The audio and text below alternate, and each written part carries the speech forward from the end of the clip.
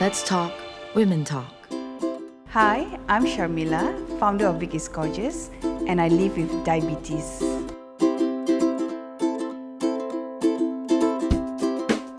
In the last episode, I talked about how I felt when I received the news about diabetic retinopathy, which could lead to blindness, and how I was living with denial when I first received the news.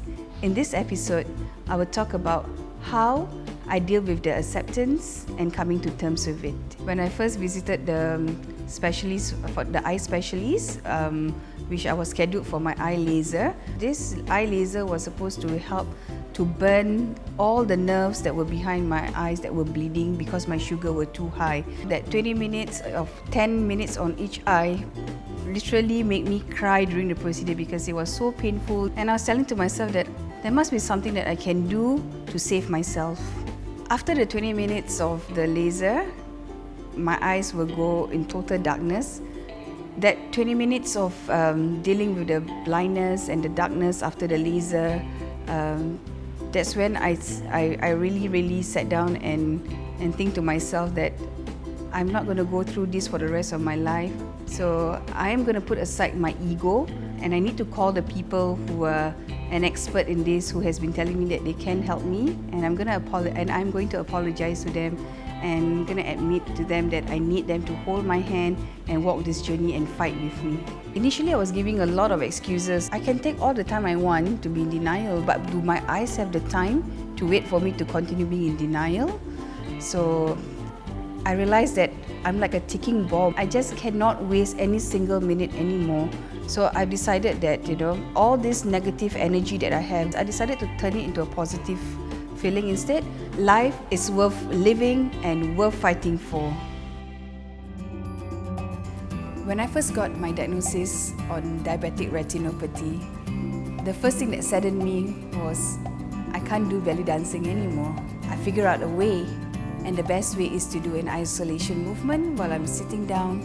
So the next two movements I will share with you on how you too can heal with me. The next two movements that I'm going to share with you is called snake arms and chest circle. Now what I like about this movement is that it allows you to do it while you're sitting down. So it's very isolated. Especially when you're not feeling well. When I was diagnosed with diabetic retinopathy, I have to see a doctor for every 2 weeks. But I'm blessed. As a diva, I'm always being treated by doctors that are so good looking. My friends and I always say, an apple a day keeps the doctor away, but if the doctor is handsome and cute, keep him anyway. How do you do the snake arm? It's just like calling up to a handsome doctor. It's like, hi darling. Hi, darling. Look at the movement of the snake arms. It's so easy to do. You can be doing this anywhere and anytime. Yes, so this is the snake arms. And the next movement that I'm going to show you is called the chest circle. And with the chest circle, all you have to do is just push to the side, lift it up, push it in, and drop. So you go, okay, frame your fingers again, and you go side, lift, side, in. You go side, up, side, in, side, up, side, down. And let's combine these two movements of the snake arms and the chest circle. So we start with the snake arms. So remember, like as if you're calling out to your handsome doctor. Then you frame your fingers, and now we do the chest circle. Yes, this is the chest circle.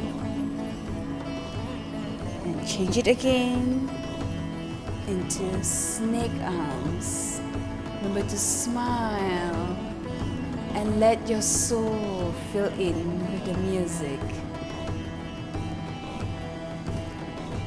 And then we do the chest circle. And I am Sharmilah, signing off till I see you next time. And I hope this has helped you to deal with whatever news that has made your heart so heavy.